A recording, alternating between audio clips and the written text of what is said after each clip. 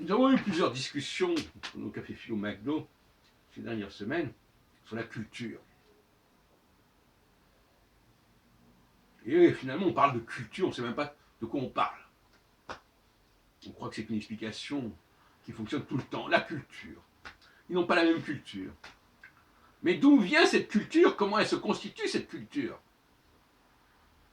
Par exemple, si on imagine des gens qui sont aveugles, est-ce qu'ils auront une culture de la peinture? Et si on imagine des gens qui sont sourds, est-ce qu'ils auront une culture de la musique? Donc la culture est fondée sur une sensorialité particulière. Si je n'ai pas certains types de sens, je ne vais pas développer la culture dans cette direction-là. C'est une évidence. C'est pour ça que je préfère proposer la notion de sensorialité pour distinguer les différentes populations, les différentes cultures. C'est un terme qui est acceptable.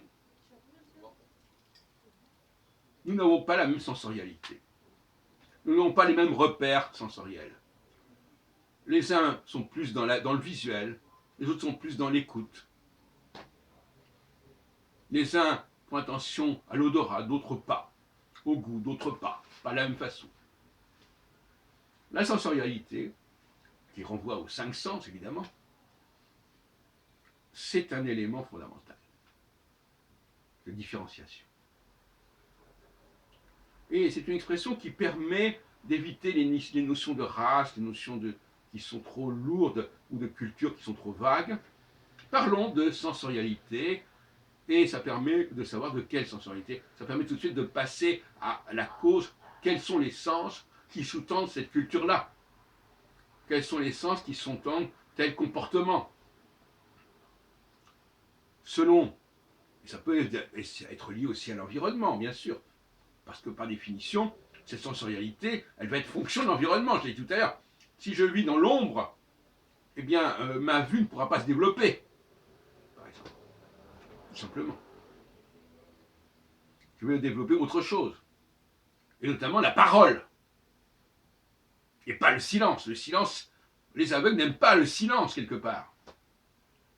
Mais quelqu'un qui n'est pas aveugle, il est dans un endroit, il y a des tas de gens, ça lui parle.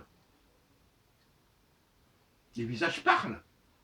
Mais pour un aveugle, les visages sont muets. Et donc, il faut qu'il parle. Mais malheureusement, passer par la parole, c'est pas la même chose que d'observer avec le regard. Parce que quand je regarde ce que je veux, comme je veux.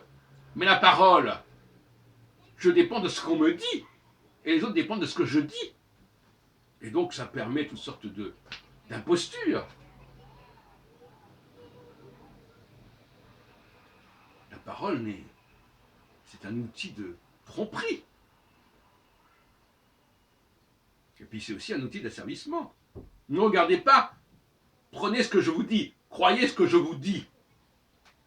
On est dans le passage de la déduction à l'induction. La déduction, c'est quand on dit, voilà, c'est comme ça, voyez les choses comme ça. L'induction, c'est, je regarde les choses, je les observe, et je vois si ce qu'on me dit correspond ou ne correspond pas à ce que j'ai observé. Pas du tout la même chose.